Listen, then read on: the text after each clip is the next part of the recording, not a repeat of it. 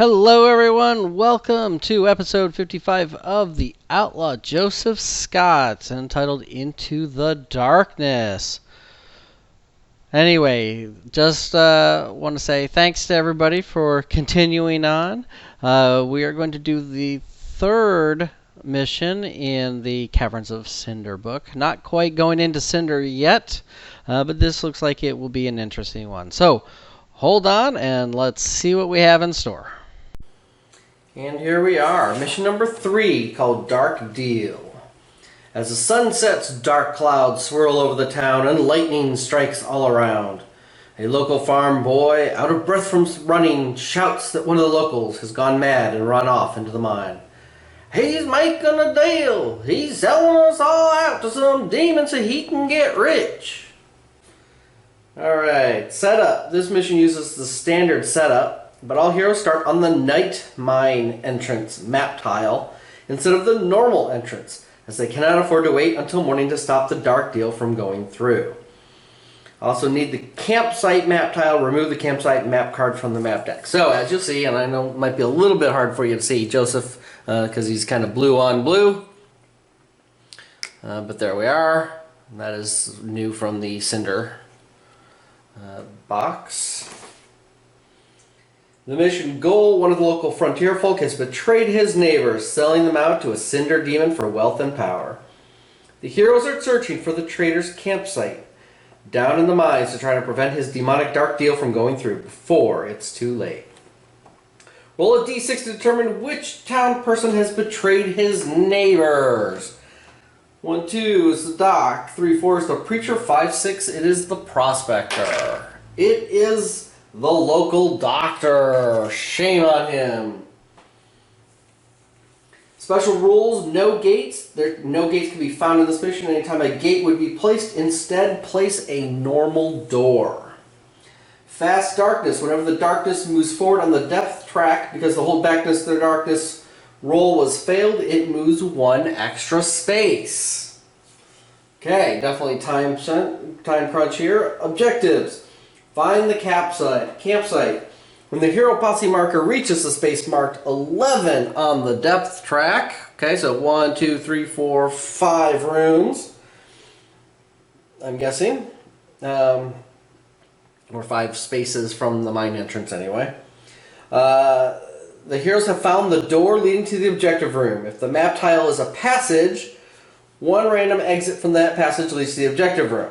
Place an end cap on other exits. If it is a room map tile, resolve the exploration token, but ignore any door gate icons.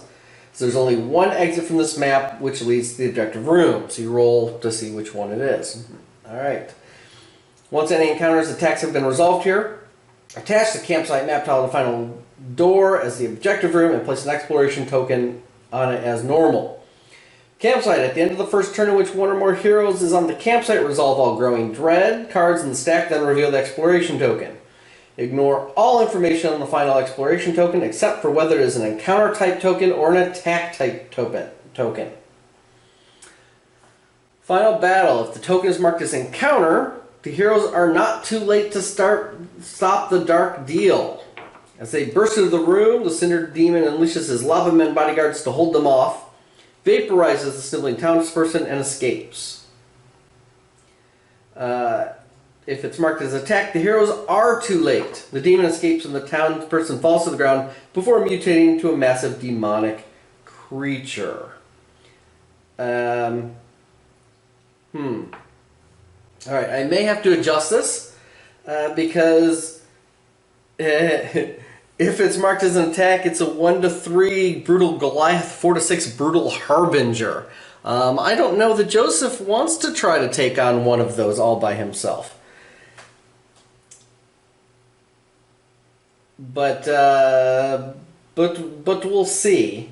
And it also has a special ability. As a doctor, summon the damned. It'll place a D3 souls of the damned enemies in empty spaces around the adjacent empty spaces adjacent to the target, and they ambush attack. If the heroes fail, the demonic creature escapes, destroying the town. Each hero gains 1 corruption point, ignoring willpower. They may not visit a frontier town, they must go straight to their next adventure. If he wins, he gets 50 experience and D6 times $100. I might try a non-brutal version. How about that? We'll try a non-brutal version. We'll see if Joseph can take a non-brutal version on. It may be too much. It's kind of odd because everything else scales in this. You know, the Lava Men bodyguards, 1 to 2 heroes, it's 1 elite Lava Man. 3 to 4 D3, 5, 6 heroes, it's 3 elite Lava Men. But and it says if the hero posse level is 5 or higher, the brutal enemy also has all 6 of its elite abilities.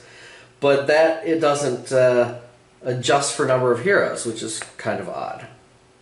So we will try that. We'll see if we can take on a non-brutal.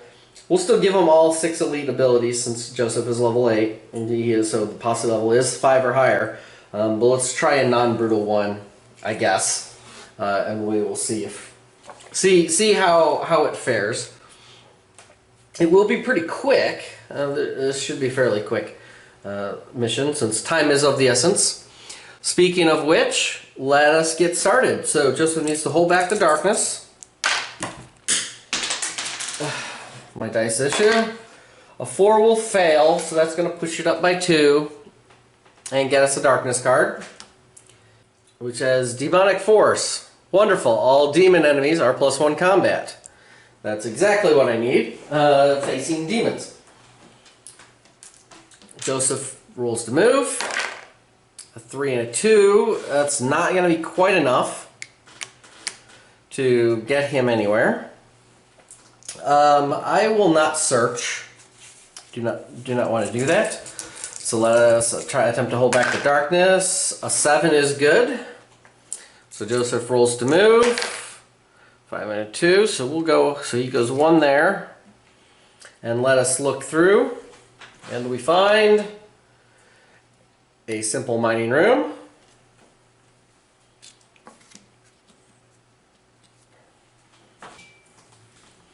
And we have the token, which is 2 encounters. The first encounter is, there's a void summoning, and the second encounter is a second void summoning. Okay. So you interrupt a void sorcerer performing a summoning ritual. So this is a whole bunch of void sorcerers in here. In fact, actually, you know what? I'm actually gonna shuffle the second one back in. That seems kind of silly. Have 2 of them. Let's draw a new one. Acid drips. All right. So every time a hero starts their activation on this map tile, they have to pass an Agility 5+ test or take wounds. When scavenging, they can cancel and redraw any nothing here cards. And it can be scavenged 3 times. That's fine. I don't think I want to scavenge. Alright, I can choose to try to sneak past, which is Agility 5+ test. Gain some experience. If you fail, you're attacked by a Void Sorcerer and a threat card. Or stop the ritual. Place the Void Sorcerer. The fight begins. The Void Sorcerer does not activate on the first turn of the fight. If the Void Sorcerer is still alive, then he's ambushed attack by an epic threat card. I guess that would be high. A high threat. So let me do a quick look here at the Void Sorcerers. And let's see if we think Joseph can kill him in 1 turn. Because that's essentially what's going to happen. Otherwise he's going to get stuck into a big fight. So the Void Sorcerer here. Alright, so he's got the Void Magic and a Void Bolt that he's going to be shooting out. He's got the Phase Dagger, hits ignore defense, and he's immune to critical hits unless adjacent. That's not a big deal. Range 3+, melee 3+, 2 dice doing paralyzed damage, 2 defense with 20 wounds. Joseph could probably take him out, but you know what? since time is of the essence, and he's got a pretty good agility. Let's go ahead and just skip. Let's just skip the. Don't forget to move that. We'll try to skip it. So he's got his 6 agility. If he didn't have a good agility, I'd say let's just go ahead and fight, but he does. All right, agility 5+, he succeeds on that, so he's just going to avoid it.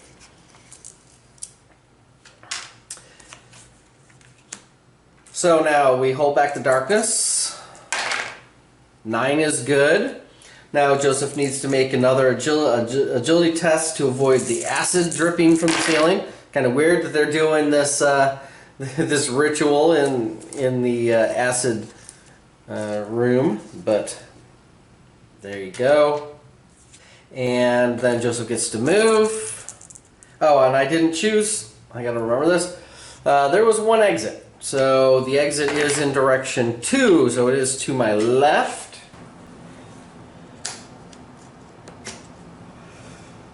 So Joseph gets to move. A 2 and a 1. Well, that's pretty icky. I guess I will take the 1 and gain a grit. And then hold back the darkness. Or try 2 and 11. We'll hold back the darkness. Good. Joseph then gets to move. There we go. So let's move over here. And what kind of room do we have? We have an excavation chamber.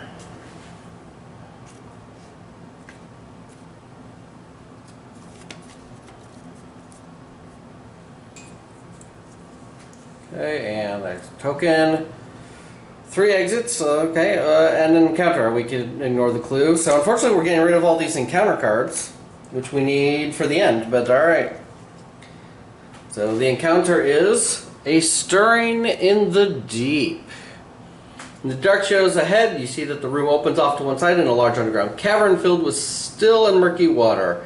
As you enter the room, ripples start lapping at the shoreline. Something is out there. You can feel it. Make a luck test. Joseph's luck is 5. He succeeds. I can use 1 grit to draw a loot card. Okay, well, we took a 3rd one. Sure. Let's grab a loot card, see what we got. If failed, it would have been a Growing Dread. And this loot card is mere 25 gold. Not great. Alright. Hold back the darkness again. 7 is good. Joseph rolls to move. And he needs to make his, so that was a 4 and a 1. And he needs to make his agility roll for the acid that was on this tile. And he succeeds. A 4 and a 1. Well, I did just spend the grit. Let's go ahead and let's take the 1, even though the 4 would get us one place. We'll take the 1. Let's get that grit back. And then that's that. So hold back the darkness. An 11 will work. All right.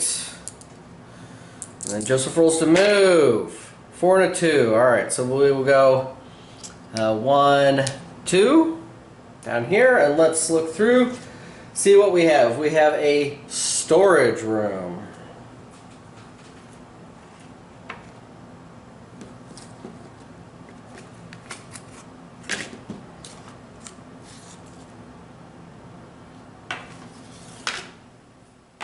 Move that on.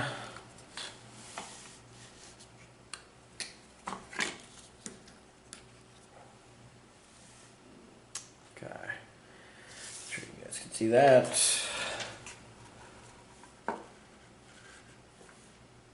Good. Alright. New token is... Alright, so it's another encounter card. So there's 2 exits. A Growing Dread and an encounter. So we take the Growing Dread and we'll put that down here. 2 exits, so the side one that is not the exit is the one to the right. Okay, and the encounter card. So we have a flooded passage. So all movement on the map tile costs an extra move per space. And roll a d6. Is a 6. Dirty water, no effect. That remains in play. Okay.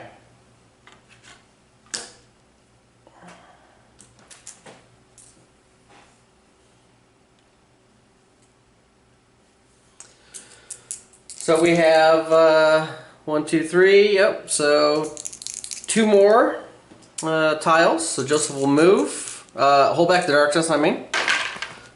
10 is good. Then he rolls to move. 6 and a 4. Well, let's go ahead and do a 4. 1, 2, 3. Get rid of that. It costs an extra movement. Actually, extra move per space. So that's actually 2, 4, 6.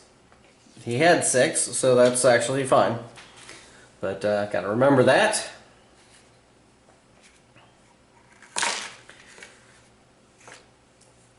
And then let's see what the new place is. It is a Cavern of Bones.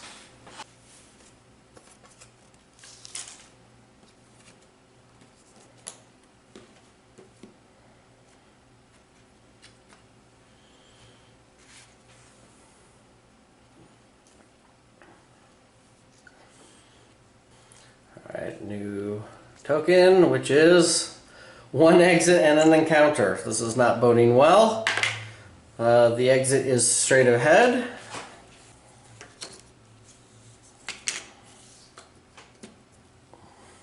And the encounter is the voice of corruption. So you enter the room, the lights seem to dim and flicker in your head. You hear a raspy voice more ancient than time itself. Come closer, release me, and I will give you power beyond your wildest dreams. Oh, wonderful. Make a Spirit 5+ check. If passed, heal. If failed, takes D6 corruption hits or do D6 wounds. He fails. So he's going to take D6 corruption hits because he has nobody adjacent to him. So he's going to take 4 corruption hits.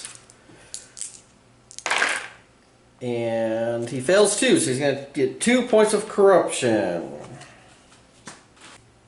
And then Joseph gets to move. Oh, sorry, hold back the darkness. An 8 is still good. Joseph moves. 10, 5. So 1, 2, 3, 4, 5.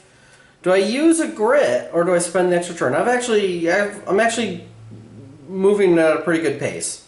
So I'm not going to spend the extra. So hold back the darkness. Double 5s. And double 5s, I believe, is, yes, falling rubble. So he's going to take a D6 hits. So he takes 6 hits. Alright, defense. Oh, defense blocks 4 of them. Armor blocks 1 more, so he's going to take 1 wound. And then Joseph moves. A 3 and a 1. As much as I would like another grit. You know what, actually, I think I will like another grit. Let's just take the 4th grit. We'll move the 1. It's not quite enough. So 1 shy. Let's hold back the darkness again. 3 will fail, so that's 1, 2. Gives us a darkness card. So, Chill of the Grave. Undead enemies are +1 initiative, +1 combat. Joseph moves. He's got the big movement number. And let's see what this is. This is the track stop.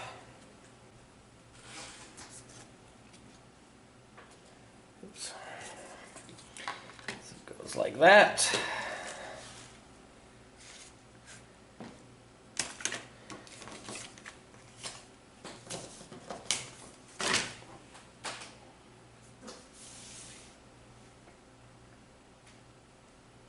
Here we go, and we choose a direction.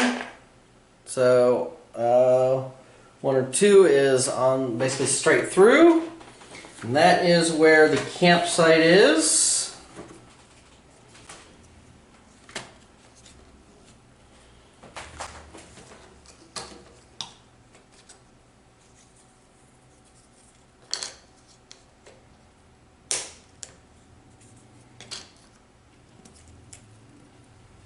There we go.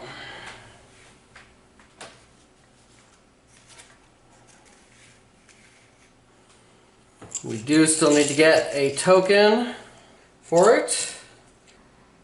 Resolve the token, yes, but ignore the door gates. So here's our token, and it is an attack finally.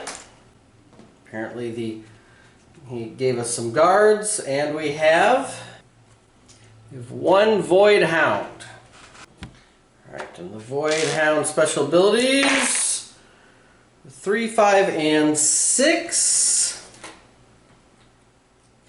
The 3 is Maul. Anytime a hero takes 5 or more wounds, that hero must also discard a sidebed token. The 5 being Lightning Speed. Critical hits only reduce a Void Hound's defense by half. That doesn't affect Joseph too much. And a 6, Savage Jaws. Void Hound attacks are now damage +1. Lane in Wait always starts from ambush, and each hero takes 3 horror hits at the start of the turn in which the Void Hounds appear. Void Phasing. A Void Hound's defense is equal to the current initiative level in the turn order. Void Hounds may move through other models. So that means, you know, if it's initiative 8, then his defense is 8. If it's initiative 4, when Joseph goes, his defense is 4. And Pack Attack, though it will decide if there's more. That's sort of initial, if there's more than 1 Void Hound. So there is just the 1, and he's just in ambush on top of Joseph right there. We can zoom in just a little bit for this. And he's initiative 8, so he will be going first. But we start with Holding Back the Darkness. 6, 7, 8 is good. And then the Void Hound attack, so he's got 8 dice. First, Joseph needs to make 3 horror hits, and he saves all 3. Perfect. So then 8 dice, because he is Void and Beast, he is not Undead or Demon. 8 dice hitting on 3s.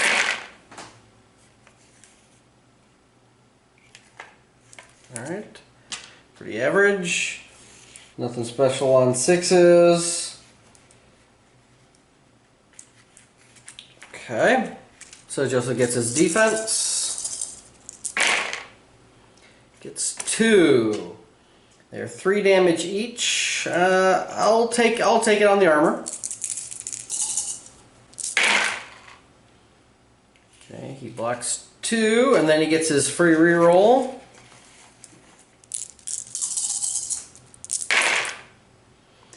Which blocks 1 more. So that's going to be 6 wounds that Joseph takes. And because he took 5 or more, he has to lose a side bag item, which will be an herbs that he loses because of the Maul ability. And then it's Joseph's turn. So he will roll to move, double 6s, and he's going to try to move because I want to actually try to get closer over there, so it doesn't take as long. So let's. I got a 6. Escape test is a 5 plus, and a reroll with the bandana succeeds. So Joseph can move 6. So he will, in fact, go 1, 2, 3, 4, 5. I think 5. I don't want to get onto that tile yet and spawn that demon until I kill this thing. Then let's shoot. So he is a defense of 4. Okay, that's pretty bad. Joseph will spend one of his 4 grit to re-roll these. Much better. So he gets a skill re-roll, and that's a hit. Perfect. So he gets 1 extra die for that 1 6 that he's got. So that's an awful lot of hits on him. So he has a defense of 4. Joseph is 1 for the Darkstone bullets, 2 for his skill. So he's +3, so -1 on each die, and he needs 8 hits or 8 points of damage. So those won't do anything. So here is 1, 2, 3, 4, 5, 6, 7, 8. So 4 hits, and that is a kill. Yip, yip, yip, yip. I don't know if they make dog noises or not, but he's a hound, so, you know, probably slobber, slobber, slobber, because he's, you know, got that big tongue hanging out. Who knows? Sharp teeth. So Joseph gets to catch his breath. So he gets to recover 3. I think we'll take 3 wounds. And then let's get our loot card, which is 1 piece of Darkstone. Well, that's good. We need our Darkstone. And then it is time to hold back the darkness. 7 is just enough. And then Joseph gets to move. 2 or a 2. Well, he will actually just pop in 1 there. Let's go ahead and move that. So we are at the campsite. So the first turn in which one or more heroes is on the campsite tile, resolve all Growing Dread cards. So the Growing Dread card is Wave of Heat. Loosen your collar, unbutton your shirt as a powerful wave of heat rolls over you from ahead, draining your energy and crushing and causing a sweat. So all heroes lose 1 grit, which was down to 2. And then it is reveal an exploration token. So cross your fingers, here's the exploration token, and it is an encounter. Okay. So we ignore all the information on it, except for whether it's an encounter or an attack. So if it is an encounter, he is not too late. So he's attacked by 1 elite lava man. Okay, and not the giant, or not the actual Goliath or Harbinger. So I guess my discussion at the beginning was kind of moot, and the fact that he doesn't have to.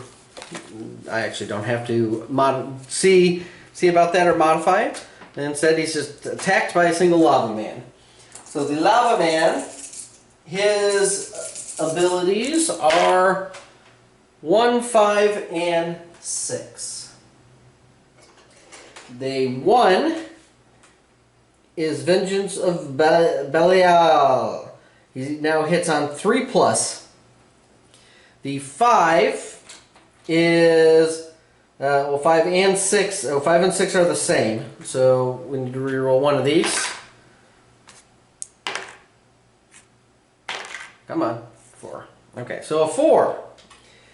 A 4 is Lava Explosion. When a lava man is killed, every adjacent hero takes d6 wounds, ignoring defense.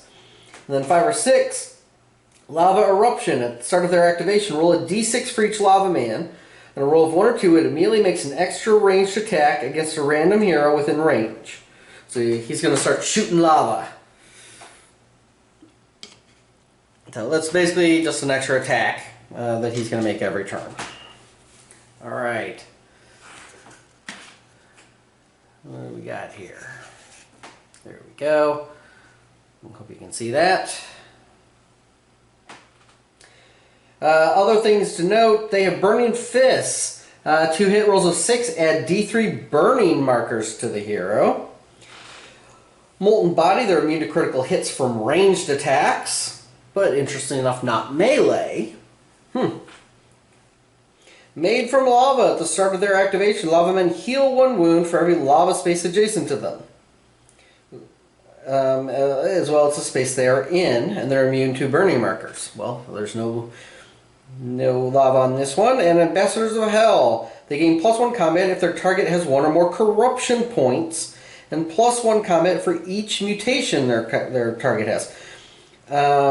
So Joseph does have 2 corruption points now, so he's going to be +1 combat. He has a Construct and Cinder though, so neither of our darkness cards for Undead or Demon will apply. So Joseph just needs to survive this. With that said, they are Initiative 5. Joseph is Initiative 4. So he will be going first. So let's us roll to hold back the darkness. A 3 will fail. Now we still have the minus the extra fast darkness. So that's going to move 2. That's going to get us another Growing Dread card. And alright, so every hero takes D6 horror hits. Any sanity loss from these hits is permanent. So again, Joseph would roll 6.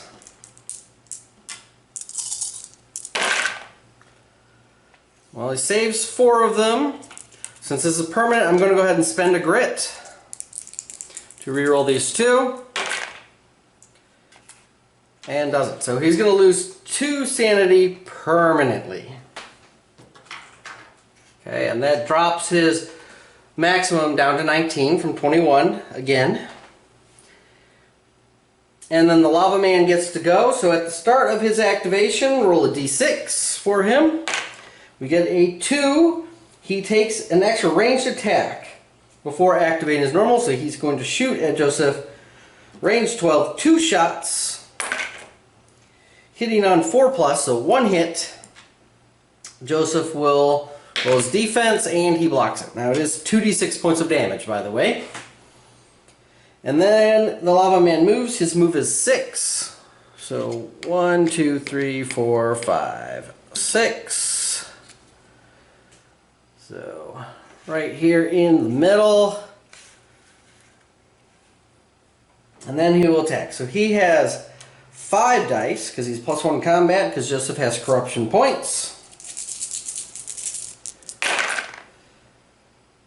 He hits on 4s and he rolls a D of 6. Immediately add D3 burning markers to the target. So Joseph adds 3 burning markers. Right, and if you haven't seen them, burning markers. So what burning does, you'll find that in the Cinder book. They're placed on a model and then removed over time, doing damage as they go. Essentially, when a model has 1 or more burning markers at the start of its activation, 1 of those burning markers is removed and the model takes 2 wounds, ignoring defense. So 2 wounds per burning marker, the potential. So that's going to be 6 additional wounds. And then he was hit 3 times, so Joseph rolls his defense. Blocks 1, and they are 6 damage each. Is that correct? Oh, they hit on 3+. I completely forgot. Did I roll a 3 for one of those hits? Oh well. I'll ignore that. So that's going to be 12 points of damage that Joseph has to save against. So his armor goes to work. And then we will get the reroll from his tribal armor, which blocks 1 more. Not good. 3, 6, 7. But Joseph actually does, because it went so fast, Joseph does have his 2 revives. He's also got 2 herbs, so actually not too horrible. He is at 11 wounds right now. And it is Joseph's turn, so let's roll to move. Let's see if we get another grit. We do not. I think he will, that was a 5 by the way, he will try to back away so that he won't take the, if he does kill him, he won't take the burning damage, or the explosion when he blows up kind of thing. And he'll take D6 wounds with our defense, which probably won't do much. Oh, speaking of which, Joseph removes a burning marker. That's 2 wounds on his armor, and he saves both of them. So the armor blocks him from both those burning. Joseph's he'll attempt to move. Escape 3+, bandana lets him roll. So let's just back up 1 space, 2 spaces, something like that. Yeah.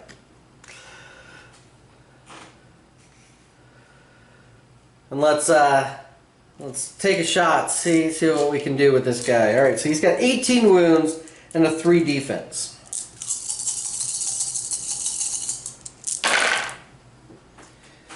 That is not very conducive. We'll spend his last grit because he does still have the eye patch, which you can activate. That's better. No 6s, surprisingly, but considering these are all going against him, I do have a skill that lets me roll 1 for each pistol. Nothing. And then I guess it doesn't really matter. He's got the bandolier, which gives him another hit. So there you go. So we've got 7 hits. And let's just throw down. Joseph is, they're only defensive 3, which means Joseph is +1 for the Darkstone Bullets, +1 for his skill, so he's +2 damage, and simply defensive 3, so he's -1 on each die. He's a total of 18, and I think I will activate the Worn Eye Patch to get his max grit, and then I'm going to spend a grit to re-roll all 4 of these damage dice. A little bit better. So we're -1 on each die. So this will be a 1. This does nothing. That'll be a 2. That'll be a 3. We got 2 4s here. 4, 4, and a 5. What is that up to? 9, 10, 17, 18, 19. Perfect. Fusillade of bullets. Not as tough as it seemed.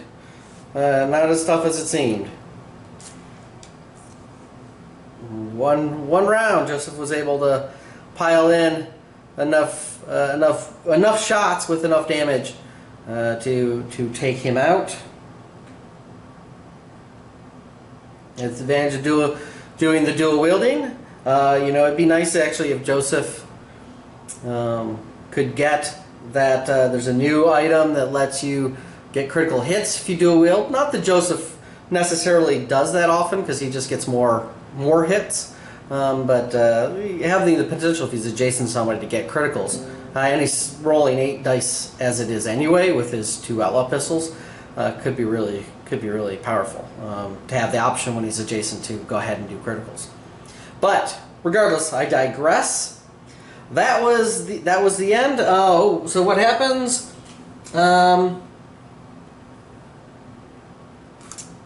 Right. So he was in time for that. So the Lava Man bodyguard held me off, and then the dock has been vaporized, and the demon escaped before the ritual was complete. And I get 50 experience and a D6 times 100 gold. So 300 gold. And that is the end. This is a pretty quick mission, especially if you don't dawdle, although again, I got extremely lucky in that I only had out of the out of the 5 rooms, I had 4 encounters. So I wasn't delayed by any fights other than the single one against the single Void Hound.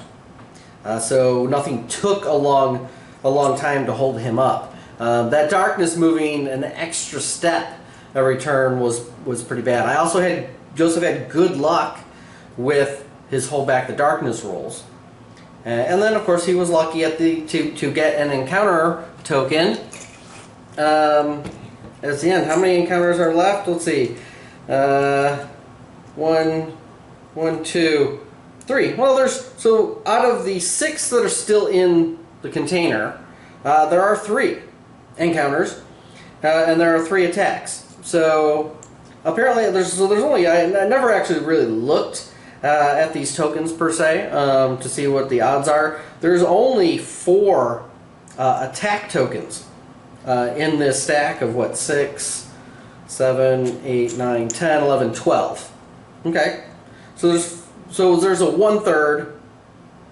1/3 of these are attack tokens, which kind of I guess makes sense then in regards to how the objective is laid out, where if you draw an attack, you're too late. Because you're drawing, I mean, you're going through 1, 2, 3, 4. So you're going through 5, 6 total of the tokens, of the encounter tokens, or yeah, the exploration tokens. 5, and then you got the 6th one at the final encounter. So you know, I guess that works the odds. You're still more likely to get. In fact, even if you had all encounters, you still have a decent chance of picking up, of not getting an attack. It's not quite as good. Is that right? 5, 6. Well, it's 4 and 2. 4 attacks to 2 encounters. If you had all 5, well, or 3. So if you had 5 encounters up until you get to the final room, you've got 4 attacks, 3 encounters, so you're still almost 50-50 on whether you get an attack or encounter token. So and what I had was I had slightly over 50-50 because I had 1 attack. Alright, so that's not quite as horrible as I thought. It would certainly be interesting to see if Joseph could take on a epic threat like the Goliath or the Harbinger, but regardless, there you go. Let's leave it at that. Enough rambling from me. Slap me, make me shut up. We got to see the Void Hound, which is new. Got to see the Lava Men, which is new. So that's all kind of cool. Joseph will head back to town. We will work towards our 15 Darkstone to get the Void Assembly put on one of his pistols. Let's see what we got. We do get 1 loot card. Before we go, we do get 1 loot card for this Lava Man. Which is, draw an artifact card. Well, heck, who knew?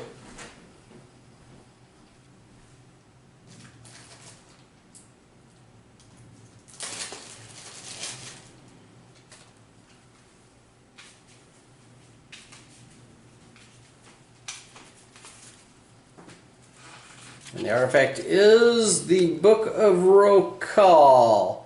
Spirit 4 or higher, he can't use it. Take D6 corruption hits to recover a grit. So it'll be something to sell, which is fine. Joseph needs more money to pay for the Void Assembly and his, addiction in town to robbing the bank and everything. Especially since I'm going to be robbing for Darkstone primarily, and not money. But anyway, so there you have it. Now we're really done for for this evening, for this episode. Thanks for watching. Thanks for sticking with it and supporting Joseph in his endeavors. And I will see you next week. Bye.